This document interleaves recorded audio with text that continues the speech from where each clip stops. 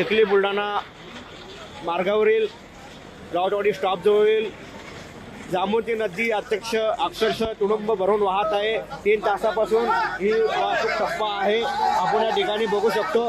आणि स्मशानभूमीमध्ये असलेले जे नागरिक अडकलेले होते बऱ्याच तासापासून, त्यांना या ठिकाणी JCBच्या साहाय्याने या ठिकाणी आणलेलं आहे।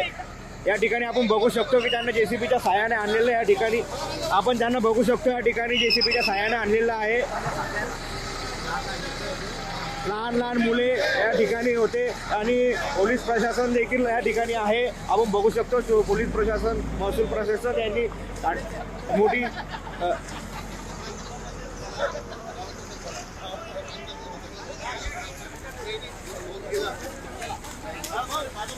स्मशानभूमीत जे अडकलेले कुटुंब होतं त्यांना या ठिकाणी महसूल आणि पोलीस प्रशासनाने कार्यतत्परता दाखवून त्यांना या ठिकाणी आणलेलं आहे। आपण बघू शकतो हे कुटुंब,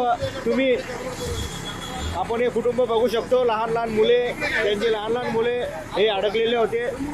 काय किती पाणी, किती त्या ठिकाणी किती पाणी होतं? तुम्ही स्मशानभूमीत राहतात, छातीपर्यंत पाणी त्यांच्या या ठिकाणी होतं। आपण बघू शकतो आपले चांदोरे, निलेश गावंडेसह सचिन भाऊ गोंद्रे, पोलीस प्रशासन, महसूल प्रशासनाने एक चांगली त्यांना मदत करून, त्यांचे बचाव कार्य करून या ठिकाणी त्यांचे प्राण वाचवले आहेत। त्यांच्या छातीपर्यंत पाणी होतं।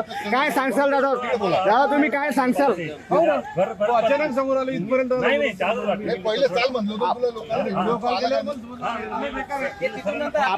आपण त्यांच्याकडून जाणून घेऊ नेमके काय परिस्थिती होती त्या ठिकाणी। तुम्ही ज्या स्मशानभूमीत वास्तव्यात आहे तिथे काय परिस्थिती होती सध्याची? टोटल पाणी झालेलं आहे, कुठलाही एरिया दिसणार नाही तुम्हाला, सगळं पूर्ण पाणी आहे। किती पाणी किती होतं?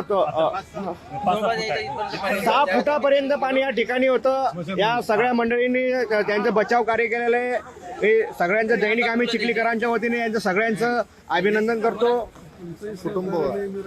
आणि हे कुटुंब या ठिकाणी वाचलेलं आहे। त्यांचं बचाव कार्य सगळं मंडळींनी केलेलं आहे। 5 जण होते या ठिकाणी अडकलेले, आपण बघू शकतो। धन्यवाद।